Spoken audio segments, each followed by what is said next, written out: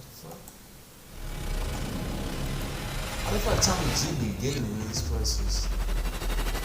Welcome to the largest prison in Texas, Cofield. Cofield, man.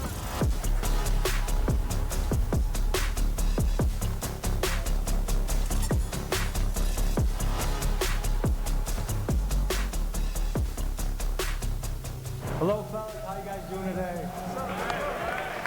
I'm the very first person convicted for murder off of social media.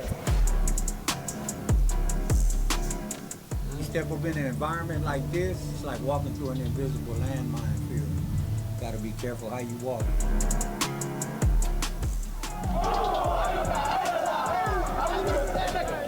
Me and my partners went to his side of town, and we ended up jumping on his partners. That was the birth of the beef. The fuck? The Cofield Unit. It's a name that new arrivals to the prison fear. For decades, it's carried a reputation as a brutal and unpredictable place. Located in Tennessee Colony and home to over 4,000 men, it is the largest prison in Texas. Behind the barbed wire and within cell walls, tensions can run high. There's racial conflict, gang rivalries, power struggles, and stabbings. Offenders here have taken lives, done armed robberies, and the most violent crimes you can imagine. Folks, this is a brutal place to be incarcerated. Like most prisons in Texas, it is without air conditioning, and here both inmates and staff suffer through temperatures that can reach over 110 degrees. Some say this is a violation of human rights, while others say it is a ruthless reality that comes with choosing to do unspeakable crimes. But within the dark walls of this prison, light emerges, because also at work here are innovative programs that the Texas Department of Criminal Justice is piloting in an effort to rehabilitate these men so they can one day be well integrated back into society. The man that takes us into the Cofield Unit goes by Sambo. At one point, Sambo was a gang leader for one of the most powerful gangs in Texas. Of the 30 years he served in prison, 10 of them were in the Cofield Unit. He was once a man that had no regard for human life. But now, a changed man, he has dedicated his life to helping others break the cycle of violence and live a life built on purpose and positivity. Today, he brings us into the Cofield Unit to show us what he and the men have been working on. Join us now where no camera has gone before. Life is a mission, an adventure, a journey, and to those bold enough to dream and take action, treasure awaits them. So for the renegades, the outlaws, and the risk takers, this one's for you. This is the Underworld Collection, available only at TommyGMcGee.com.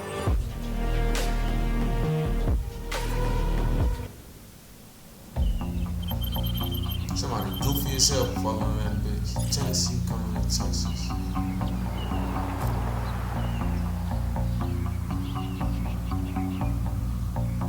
We left Dallas early this morning. We took a lonesome highway road to Tennessee Colony, Texas. We're going to be visiting the largest prison in Texas. The United States locks up more people than anywhere on earth by far. If you look at the numbers, we lock up about 1% of our entire population of our country, which is a wild statistic.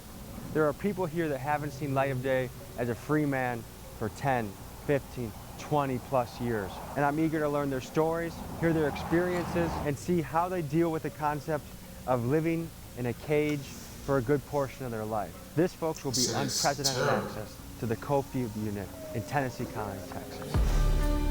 That's a so terrible. I would never want to be somewhere like this.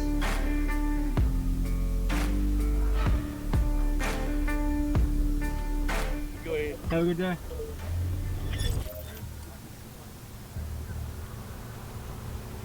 What's up, my brother? How you doing, brother? All right. Good to meet you. Good to meet you, man. Y'all can park anywhere back here. We're just waiting on them because we got to unload this stuff. All right? Cool. And get ready to come out. What make you want to do a video like that?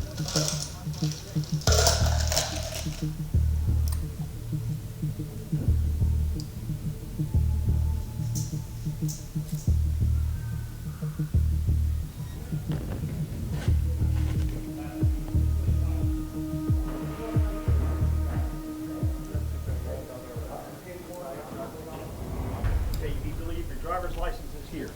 All right. And then you can sign in. Are you familiar with this place? No, I'm from San Francisco. This is the largest maximum security unit in Texas. 4,100 inmates on this farm. Come on, 4,100?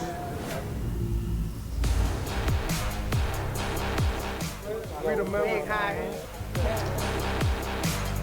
How are you? How you doing, brother?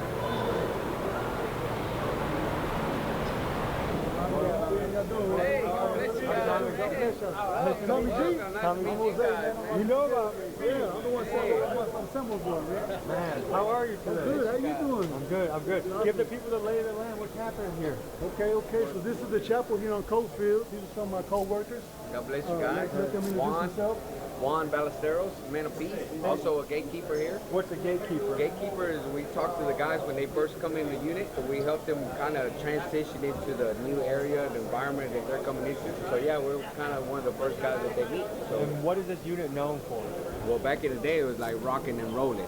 Yeah. Right? So it was really going down with gangs and all that. To give you an idea of what we are walking into, let's give you some insights on the history of violence here at the Cofield Unit. In September of 2023, an inmate at Cofield Unit stabbed a guard. After he was restrained, the inmate was severely beaten by guards and hospitalized. 13 guards resigned or were fired shortly after. For a prison facing staffing shortages, incidents like this put further pressure on the guards. Also in September of 2023, Billy Chamirmir, killer of 22 women, died at the hands of his cellmate. And if you read the accounts written by inmates on prisonwriters.com, you'll see countless stories of men being stabbed, strangled, and extorted. So knowing full well the violence that lurked within these walls, my aim was to find the humanity within these men. When I was there, it was a very violent, volatile environment. Violence is what set the standard. So I knew that my only method of progress would be to instill the most fear in as many people as possible. Well, I got a little life sentence, right? Been here 17 years.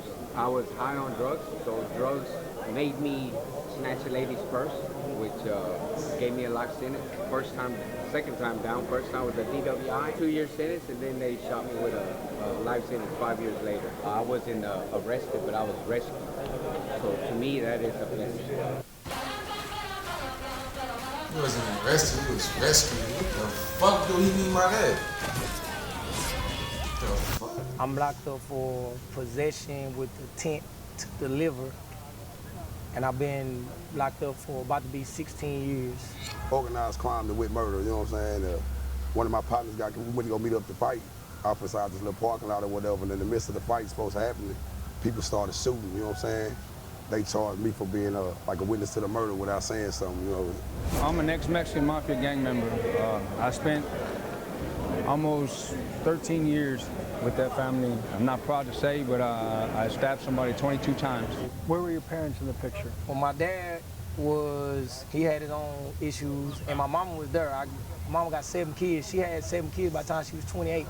So I can't fathom being a 28-year-old single parent with 7 kids. It sounds impossible. Yes, and then 6 boys.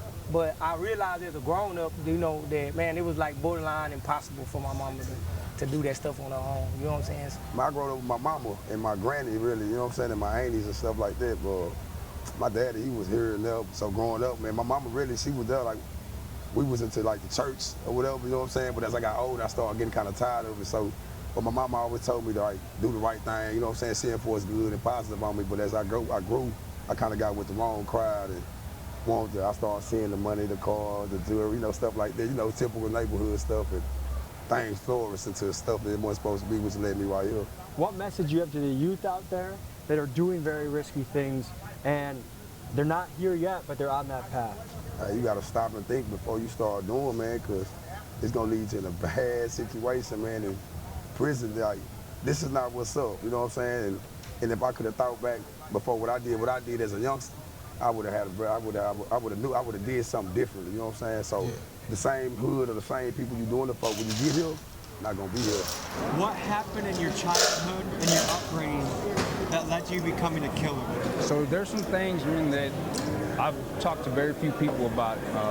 I was molested as a child, and because of it, man, it made me be a very, very angry individual. And I found out some things about myself with that anger, man. I embraced that anger and I turned to it for everything. I wouldn't let nobody get close to me. Just pushed everybody away. That anger was just always there, and was quick to turn from anger to rage. Is there any opportunities here for therapy or to talk through some of the things that you've seen in your life? Well, I've talked to people who I know that are on the same page as I am, man, changing and growing up in life. I've talked to them about these things. Some of them are shocked at, you know, the things that I talked to them about what's happened and, you know, where it led me.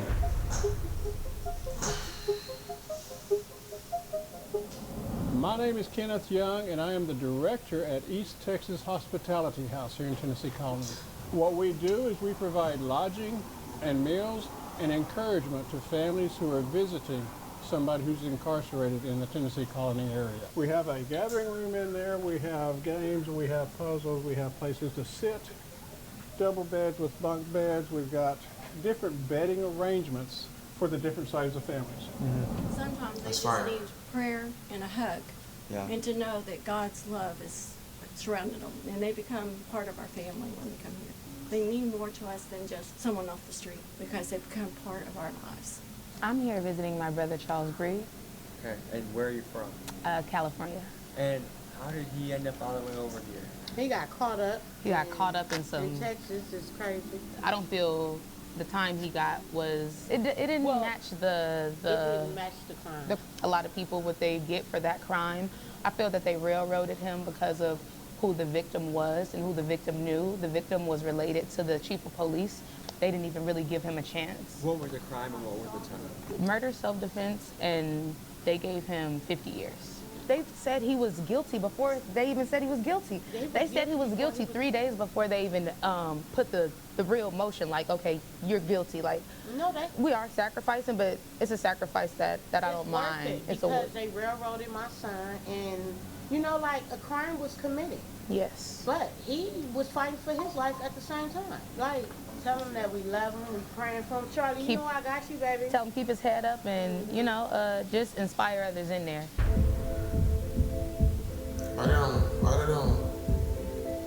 They can't. And what role is they can't file a motion for a lawyer sentence or something? Like, they gotta get them a lawyer. religion play in y'all's life? Religion played the biggest role in my life because if it wasn't for God, if it wasn't for my relationship with Jesus, then me and you wouldn't even be talking right now. You're going to hear religion mentioned a lot in this episode, so for reference, we're talking to a group of guys who are involved in the Christian ministries within the prison. I used to be on the other side, now I'm on the best side. So our objective is to show them, remind them that, hey, brother, you might feel alone, but you're not alone. You might feel left out, but you're not left out. You might feel like nobody cares about you, but we're here to show you that somebody do care about you. Big thank you to the wardens and all the administration here. This is an unbelievable opportunity to talk to these gentlemen, to learn. I'm honored to be here. To wardens around the country, if you can invite us in, we'd love to come talk to you, your men, your people as well. It's a blessing to be here. I like that shirt you got on. I appreciate you. Mainstream media. Rest in peace, mainstream media. I pray for these brothers. I pray for their families. But I pray you show them grace and mercy in that. Because your word tells us that if they visit the least of these, that they visit you. We just prayed, and now we're moving on to the gym, because really the goal of this is to show people's life and story and situation and learn. I'm hoping we can do that in the gym, and maybe the warden feels a little better and we go other places too.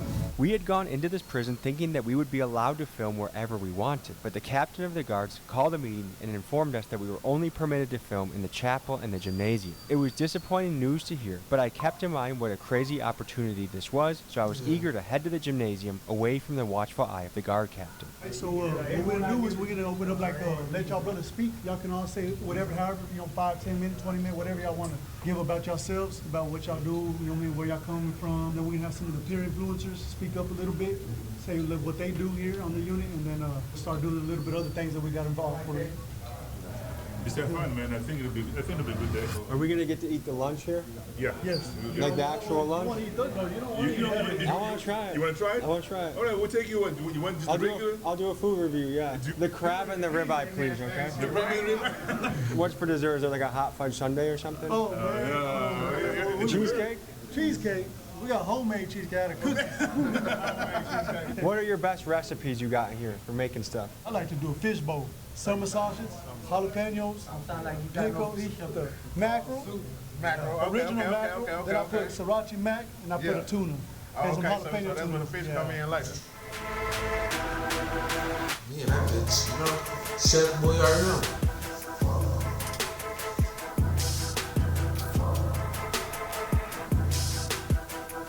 Shit crazy though. This is like a little thing for Glow that we do every Friday. And we're gonna do a little bit of performing, front line, and we're gonna do a little bit of rap.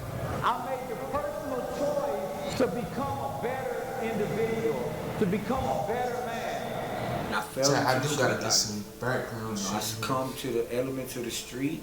If I was gonna be a gangster, I was gonna be the hardest gangster there ever was.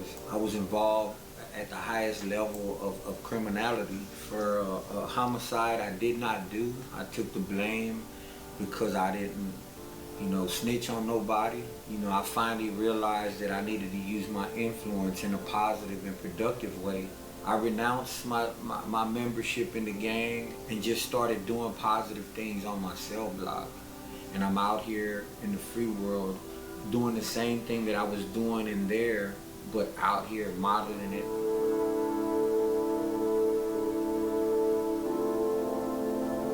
I had no idea until about 10 minutes before that I was going to be going up to give a speech in front of the inmates. Not only was I nervous, but I wanted to say something that actually mattered to these guys. Here's what I came up with.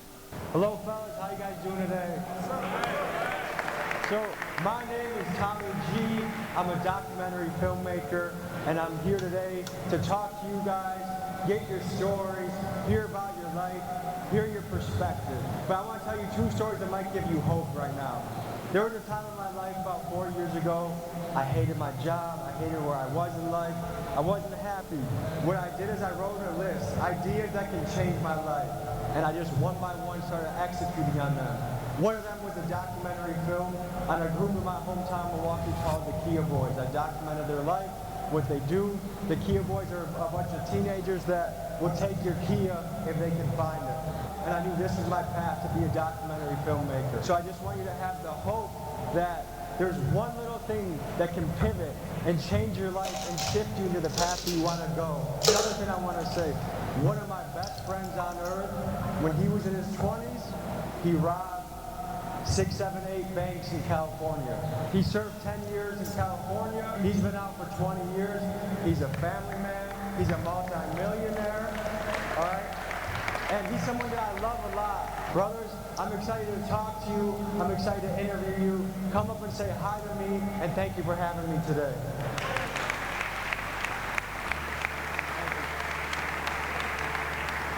It's fire That's chat. something I never expected to do, but I'm glad I did. When life serves you on a path, sometimes you just gotta run and take it, even if it feels a little scary.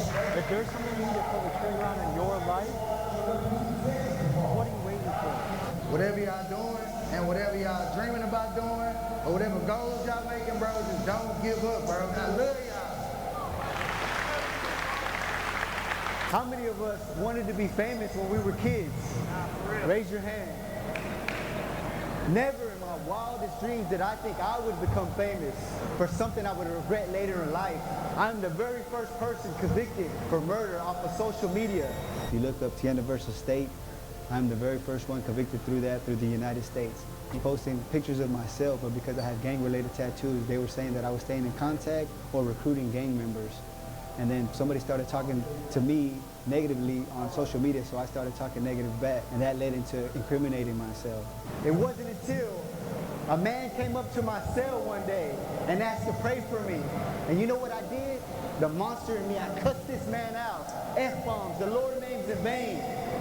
Come to find out, he was a unit chaplain. And as he's praying for me, I stopped a mid-sentence to stop because he said that I would go back to population. I told him I'm in SEG. How am I going to go back to population? My God could do the impossible. Do you actually believe in your life God could do the impossible? Yeah. Not only did God restore my family, my mom came to see me. And it wasn't until she came to Cofield and I finally got to hug my mother after 5 years in a soft voice. She tells me like an angel, I'm so proud of you.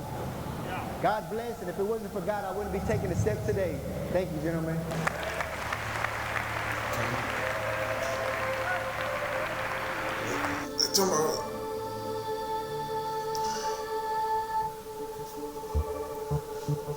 So how y'all feel What about this? normally happens Monday through Friday here? Usually after Saturday, you go to church. That's about the only thing that we got to look forward to on the weekend. Church services, unless they have an event like this that we can come to. But most of the time, you got to get laid in. You got to know somebody that'll put you in. Monday through Friday, well, it all depends on what you're doing for yourself. Either you get involved in school, spiritual-based classes, or you can just get stuck on the wing and do nothing. What do a lot of the guys do here to pass time? Me, I'm involved in spiritual-based classes. So right now, I'm involved in culinary arts class. So pretty much every day of the week, I'm involved in class. So 2 questions that a lot of people in society are asking right now. Number 1 is, does prison rehabilitate people? And number 2 is it the job of prison to rehabilitate people? Well, so I can say this. I just did 14 years down here. I stepped out for about a year and a half. You know, it boils down to what the person wants to do. You know, I know before I left, I wrote down a bunch of things that I didn't want to do. And I guess I still desired to do those things. I still wanted to use drugs, you know. Thanks to God, I came back with an 8-year sentence, and then this time, you know, my whole perception of prison has changed. To me, I see it as a school. You know, you have a lot of opportunities, so I'm taking advantage of every opportunity down here. Out there 8.5 years of solitary confinement. 8.5 years? 8.5 years solitary. In a row? In a row. How did you survive that mentally? Mentally, I read, I prayed, I worked out. I kept my mind focused, you know. Don't get me wrong, I see people commit suicide, come out, get killed, get stabbed, you know, the whole 9 yards. But I seen it all, man. Himself, you name it. When a prisoner is deemed too dangerous for the general population, they are sent to a place designed to isolate and contain solitary confinement. Here, they are locked in a windowless cell, no larger than a parking space, for up to 23 hours a day. Their only reprieve each day is a brief hour for exercise alone in another cage. Days blur into weeks, weeks stretch into years, and some inmates endure this for decades. This raises an unsettling question. Does solitary confinement cross the line into inhumane punishment, or is this a necessary evil? What do you do with inmates who have relentlessly and brutally attacked fellow prisoners or guards? This is a question that we as a society are still figuring out. Do you think that should be allowed to put a human in solitary confinement for 8 years? No, I think that's humane because I believe people deserve a chance. Now, if they're a threat to everybody, yeah, I mean, I can see what they're talking about, you know, but I mean, they would have to be a real serial killer, like not that's a psychological aspect. I did 5.5 years in set. You know, not everybody's mentally strong. You know, people are chemically imbalanced. You know, not everybody can deal with the solitude back there.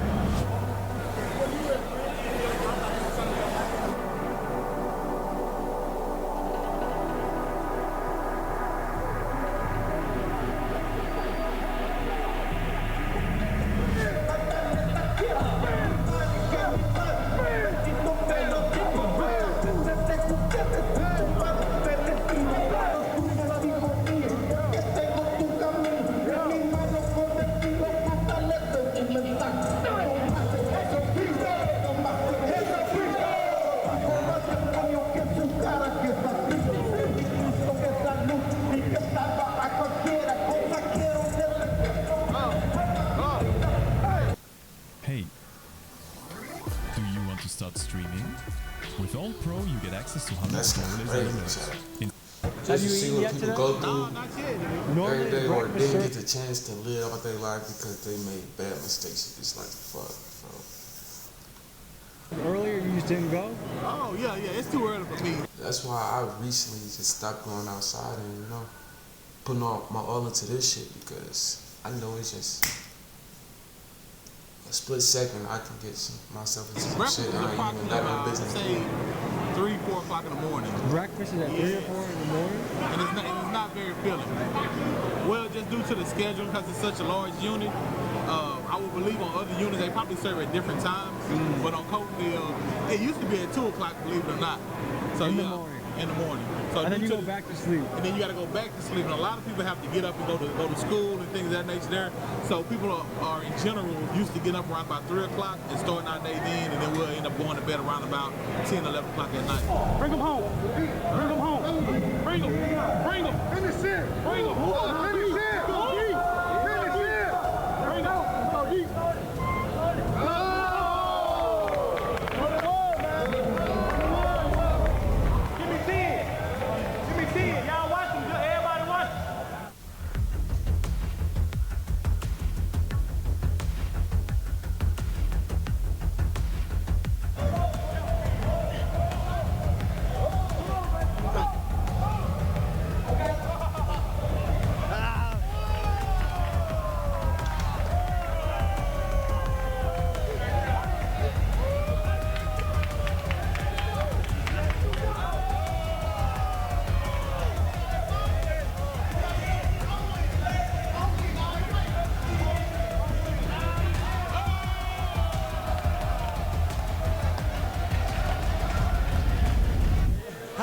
push-ups you do a day? Man, probably like 250, 300. That's just an exercise. But them right there, that's something different. What's the most you've done in a day? Oh, probably like 1,000. 100 sit-ups, 200 squats, you know, something to keep it going. We just want to say, man, we both from the Arlington, Texas, man.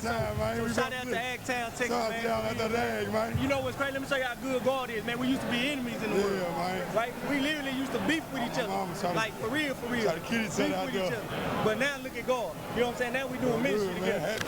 So back in the day, you guys used to beef. Tell me about that. Well, you know, so we both got two different reasons why the beef started, which is funny. So the beef started from my perspective is because one of my partners who is dead now, rest in peace, Shot Merck, right? He got jumped on his side of town. So then me and my partners went to his side of town and we ended up jumping on his partners. And then to him, that was the birth of the beef. When they jumped my people, they thought we jumped his people. I'm like, man, nah. So we really just, we clashed and started really killing each other for nothing, man. How many people do you think died in this beef? I know I had like 3 on my side. Nobody from my side died, but I lost more homeboys to the system than I have to death. And how far did each squad live away from each other? Man, we went 10 minutes apart. Yeah, we about 10 minutes. What does it feel like now to have peace and love for each other? I mean, it's good. I mean, yeah, I ain't gonna lie, it make me think about all the life lost and years wasted, only to conclude that we all right. Yeah. Nah, for real. That's what it is. The only reason we're in here today is because of this man here, Sambo. Tell the people your story. Well, I did 30 years in prison for murder I didn't do. But God put it in my heart to come back to prison after doing 30 flat years and to give a message of hope to the brothers on lock. Because it was the programs that TDCJ offered me that strengthened my character and gave me the tools that I needed to become an asset out there in the community and no longer a liability. Tell me about the innovative programs TDCJ is offering. TDC offers a vast array of innovative programs. They offer the Field Minister program, they offer the Faith-Based Dorm program, they offer the Self-Harm program. TDCJ has put these programs in place, but they're all volunteers, so it's up to the offender to take advantage and to seize the opportunity and make the most of it, to acquire the tools that they need while they're incarcerated, so that way they can come out here to the free world and have the tools that they need to reintegrate and reenter back into society in its proper context. So today I walk as a father, a husband, and a man of God. But my example is one so that I can give inspiration and motivation to the brothers that are locked up. Tommy G opened the door. We got Peso with us and Payday and Joe. We made it happen today here on the Cofield unit. Tell me about your 11 years of administrative segregation. It was a time of reflection and introspection. You know, I was there because the system couldn't control me because of my violent nature. But while I was in there, I had to sit back and realize that I had more value, more self-worth, that I was able to be more than just a TDCJ number, that I had the ability to give back and that I still had value. I come back to the prisons not just to support these brothers, but to get fed spiritually and psychologically as well. Because when I see them continue on doing the things that they're doing, it motivates me out here in the free world as well. My thing is to let the world know that there are brothers that are incarcerated that are doing the right thing, that should have the opportunity to get out there and give back. I appreciate you. It's an honor. God bless you, man. God first. One big question we have to tackle is when is the right time to release someone back into society? How can we evaluate when someone has truly changed and is no longer a threat to safety? The U.S. Department of Justice ran a 24-state study and concluded that 82% of inmates were arrested at least once more within 10 years of release. But why is this? Environment, job opportunities, socioeconomics. I mean, we are talking about millions of men that are oftentimes locked up during what is supposed to be the most productive and fruitful years of their life. And it's a shame, but I have one idea that might help. Most of these guys are released from prison without a dollar to their name, so many return to the same ways to make money that got them locked up in the first place. What if instead of these guys working for free, like they do in Texas, or 9 cents an hour like they do in Illinois, what if we paid them a little bit more, so that when a man who has served and worked for 10 years gets out, he has a nest egg in which he can rent an apartment, pay for transportation, and buy the necessities he needs to exist in the free world. Maybe I'm just a pot-smoking hippie for saying this, but if the goal is to truly rehabilitate these men and make society better, then let's put our money where our mouth is. How many people are in each cell? 2-man cells, man. These cells are so small. It's like a 6 by 9. You hear them? By 54. You can't even fit 2 dollars. Yeah, you can't. It's a cage. So, what else do you have to think about living in a cell with another person? Everything you do.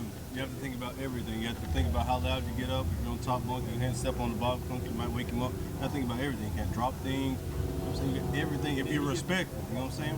What do you wish would change about the justice system? I wish that they would really take an individual and look at the history that he has in his prison and the true change that he made. It's a lot of brothers in here that had committed crimes as kids and they're still in prison with too high sentences. And they've changed their lives. They done went to college. They done all type of things that get ignored, unfortunately. By show of hands, who would say they grew up in poverty? Show of hands, how many of you had your father in your life growing up as a kid? How many of you didn't? Do you feel like that was a big reason why you chose the path you did, was a lack of a father? I'm gonna be honest. You can't blame your mistakes on your father, because it's like, just because he's not around and he ain't telling you what's right and wrong, your mom always gonna tell you what's right and wrong. It's up to you to do what you want to do if you make the bad decisions, and that's on you. I understand what he's saying, like, people made, made dumb decisions as a kid, but it's like, you definitely you gonna better yourself in there, but it's just like, they going off the shit that you done as a kid. They definitely can definitely take it back to court and try to get a lower sentence, but bro, you do your crime, you gotta do the time, no matter whether you're a kid, adult, whatever you gotta do it, And this shit just for the greater and good. I don't know. Of course. My father was there. It was more so the attention. I lived in the household with my dad, but he didn't show me that fatherly attention that I expected from my father. That's why I lacked that. How many of you think in some way prison was actually a blessing for your life? How many ever tried to play the long ball? Somebody called the doctor, because I'm sick of this. In my heart, it was blacker than some licorice. And just like cinnamon, it was hard to swallow. Yeah, my old lifestyle, it was hard to follow. But Christ came. My life changed. He renewed my mind, new mind frame, filled with the Spirit. That's how I maintain. Now I do everything in Jesus' name. But it took me to getting locked up to find freedom. Met Christ and I realized I really need him. Because like the children of Israel, I was lost people. Now I'm playing the role of Moses because I'm trying to lead them. Yeah. We got into a prison today, and we learned a lot. A lot of guys that are changing their life around and have tough